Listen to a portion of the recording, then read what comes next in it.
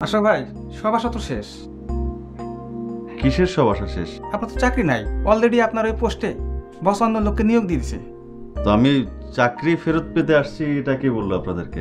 আমি তো আসছি আপনাদেরকে দেখতে, একদিন একসঙ্গে কাজ করলাম, একসঙ্গে চাকরি করলাম, কলিগ, আমরা একটা মায়া আছে না, সেই মায়ার টানে আসছি। আর একটা কথা মনে রাখেন, যখন মানুষের একটা আশার দরজা বন্ধ হয়ে যায় তখন হাজারটা আশার দরজা খুলে যায়। হতাশ হবেন না, হতাশ হওয়ার কিছু নেই। আশা নিয়েই তো বেঁচে আছি, আশা ছাড়া তার অন্য কিছু নেই। আশা নিয়েই থাকবে। আচ্ছা, আসাদ কই? আসাদের তো চাকরি চলে গেছে। কেন? আসাদের বেতন 1800 টাকা থেকে 2500 টাকা করার জন্য আপনি বসের সাথে ঝগড়া করলেন, আর বস অমনি ওকে চাকরি থেকে ফায়ার করে দিল। ওর ফ্যামিলি মেম্বার ছিল কত জানেন? মাত্র 4 জন।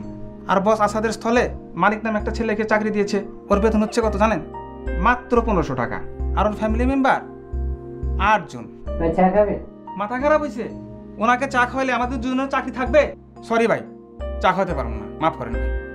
ঠিক আছে, এমপি সাহেব আছেন? সরি ভাই, ওদিক যায়েন না। স্যার যদি জানে আমরা দুজন কাজ ফেলে রেখে আপনার সাথে কথা বলছি, তাহলে আমাদের দুজনের চাকরি চলে যাবে।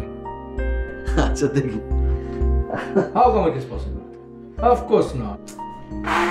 You have to settle it down. No, never. Sir, Just hold on. Sir আমি 2 মিনিট কথা বলবো sir. I'm not expecting you here. Only 2 minute sir, আমি কথা বলে চলে যাবো sir. You're no more with us. Sir please sir, আমি চলে যাবো স্যার, 2 মিনিট কথা বলেই চলে যাবো। Okay, I will call you back later. Sir, আপনার টাইটা খুব সুন্দর স্যার, বিউটিফুল। হ্যাঁ, এটা আমার ওয়াইফ এনে দিয়েছে প্যারিস থেকে। বাইরের? হ্যাঁ স্যার, ব্র্যান্ড, দামি ব্র্যান্ডস। কোটটা তো স্যার খুব ব্র্যান্ড। বলেন কি বলবেন? স্যার আপনার খেলাপি ঋণের পরিমাণ তো স্যার 11 কোটি টাকারও বেশি না স্যার? What?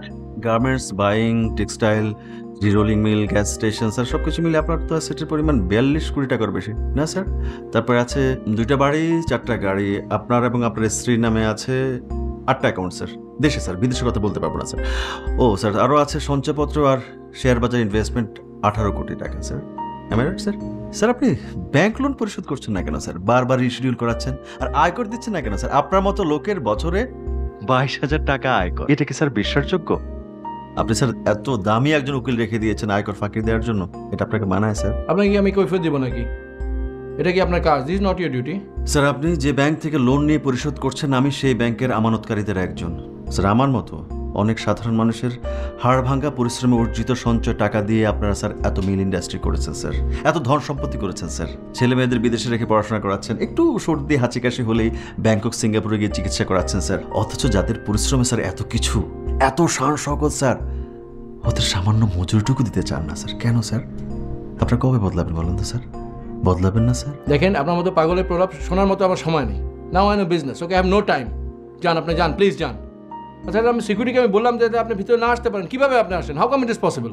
স্যার, কেনা সিকিউরিটি দিয়ে বেশিক্ষণ নিজেকে সেভ করা যায় না। সময় বদলায় স্যার, সিস্টেম একদিন বদলাবে।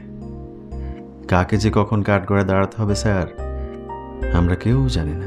আপনি কি যাবেন? No, I don't want to listen anything. No, please, please. যাচ্ছি স্যার। আপনারা হচ্ছেন দেশের শত্রু স্যার, জাতীয় শত্রু। কোনো ক্রিমিনালের সামনে বেশিক্ষণ বসে থাকাটা আনন্দের কিছু না স্যার। Get out, please.